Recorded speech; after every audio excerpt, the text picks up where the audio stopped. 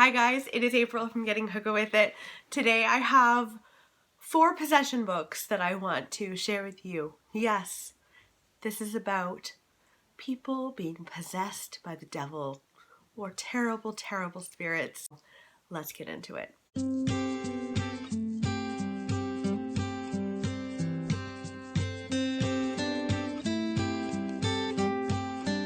I don't know what it is about me that I just love to be terrified. I love scary movies.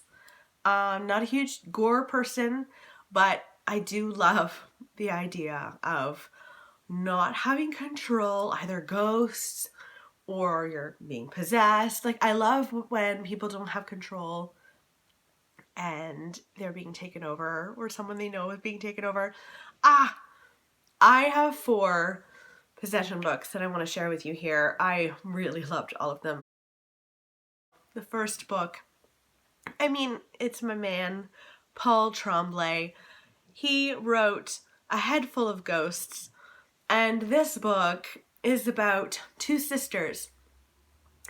We read from the perspective of the little sister, and she is watching her older sister be possessed.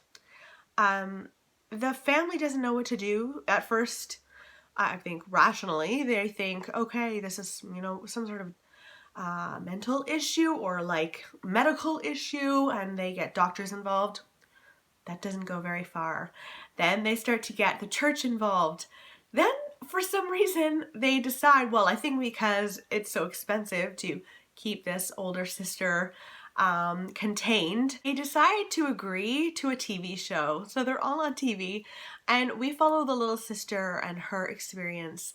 And we meet her many years later, and she's like reflecting back on the situation. There are scenes in that book that to this day terrify me, where there's one scene in particular, I'm not going to go into it, but the older sister is whispering into the ear of the little sister, and I got chills. I was like, I have an older sister. If she did anything like that, I don't know what I would do. Because you love them, but oh my God, so terrifying. So terrifying. Next up is a classic called The Exorcist. I don't know if this is the first book that really touched on possession, but definitely one of the first big books that touched on possession. This is about a film star. She's got an amazing career in Hollywood as an actress, and her daughter is everything to her. I think she's a single mom, and her daughter is just everything, very, very sweet girl, until she starts acting very oddly and starts doing very strange things in front of guests, and eventually it leads into just insanity, and she has to get the church involved. She's at like her wit's end what to do with her daughter being possessed. And I can only imagine how helpless you would feel in that situation. And you love your kid no matter what they're doing. So I thought it was terrifying. Also kind of funny sometimes, but mostly it did disturb me a lot. Next is my best friend's Exorcism by Grady Hendrix. This one is like really great throwback to like late 80s, early 90s, and we follow 2 best friends in high school. They go up to this cabin with a group of girlfriends, and one night one of them gets lost in the woods at night. Lost in the woods overnight. All of the rest of the girls are looking for her, can't find her. When she does emerge from the woods the next day, she is an entirely different person. There is something changed within her. And I really enjoyed this. I wasn't overly terrified reading this. But if you like Stranger Things, like that kind of throwback to that time, I think you would like this because it's still, it still got you on the edge of your seat. It's also actually quite gross at times. So a little warning there.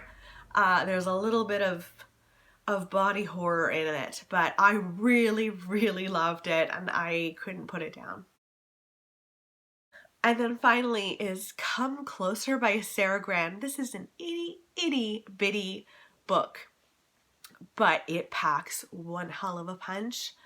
I loved this book. This is about the possession of a woman from the perspective of the person being possessed.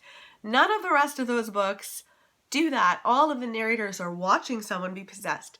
But what Come Closer does is it slowly goes through the process of what possession would feel like. So at first she's just hearing tapping noises throughout her house. Suddenly she's hearing another voice in her head. You know how we all have like a couple of voices in our head. This is like a third voice that she's like, I don't recognize this. This is very abnormal. And it just escalates and builds and builds and builds to this crescendo. It might be my favorite possession book. And that's saying something because I love Paul Tremblay so much. But it was so disturbing just being in that mindset. Oh my God. Creepy beyond belief. Beyond belief. So those are the possession stories I wanted to share with you. Let me know in the comments below. Do you have any possession books that you can recommend to me? Because this is a subgenre in horror that I am like all in. I love this subgenre. So I would really, really love to know what that is. If you've got one. And I hope that you're doing well. I'll talk with you soon. Bye.